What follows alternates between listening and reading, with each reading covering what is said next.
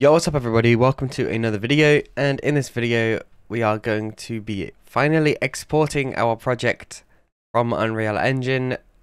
We've gone through all of the previous tutorials and we've finally got it to a stage where we're good to export the graphics that we've made.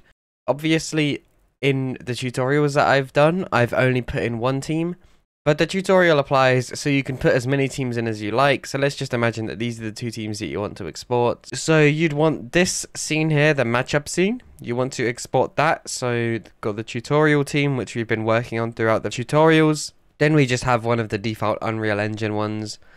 And it's actually quite easy to export. So what you need to do is you need to go to search content here and you need to type in EUW. If it doesn't show up, make sure to just click on where it says content here.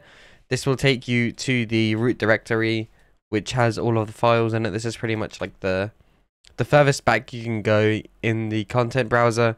Then if you press search EUW, it will come up.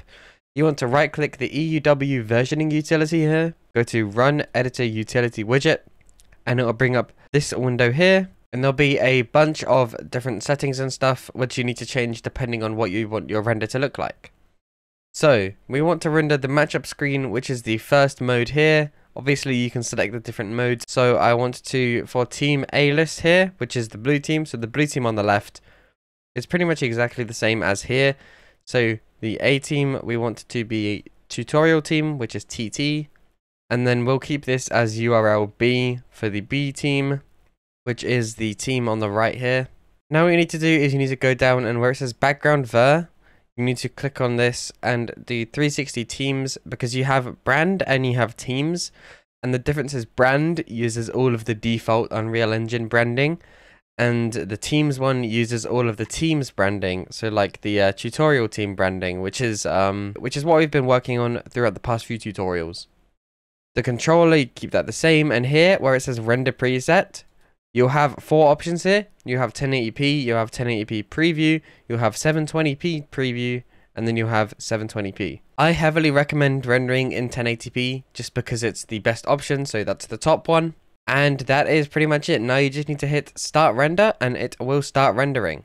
But as demonstrated here, you can encounter a lot of different errors when you go to render the video. I didn't actually mean to trigger this error, but it's good for the tutorial. So it says one or more jobs in the queue have an unsaved map as their target map. What you need to do here is press OK, and you need to press stop here because you don't want this playing when you're trying to render it. So you press stop, and now if you go back to render it, you'll find that it still won't work if you press start render. So what you need to do after you've stopped it is you need to go to Window, Cinematics, Movie Render Queue, and you'll see there'll be a couple jobs here. You need to select them individually and delete them. Then close out of this. Now if you go back into the versioning utility, press start render and it will start the render. Here we have the render starting and it is working exactly like we want it to. It will take a little while to render. It says here it'll take about 8.5 minutes. So I'm going to fast forward until it's done.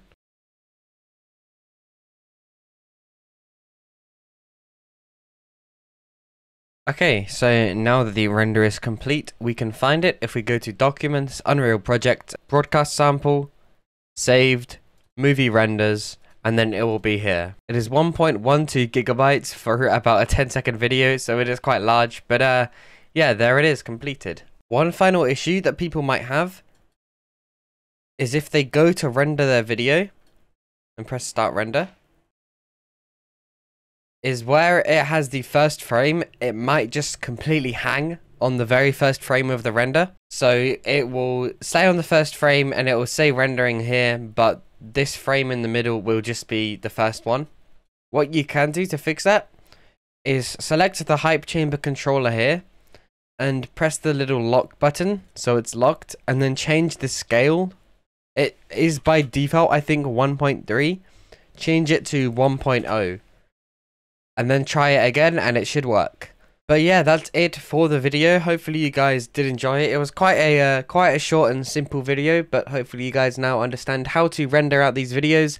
It's very much recommended that you throw them into an editing software like Premiere Pro or something like that, just to re-render it inside of there to shrink down the file size. But yeah, that's pretty much it. If you guys did enjoy the video, then make sure to leave a like if it helped you out. I might make another video if enough people have issues with the hype chamber. I might make like a troubleshooting frequently asked questions type of video. So let me know if you're having any issues, and I will try to address it in a later video. But hopefully you guys did enjoy this video, and I will see you in my next one. Peace.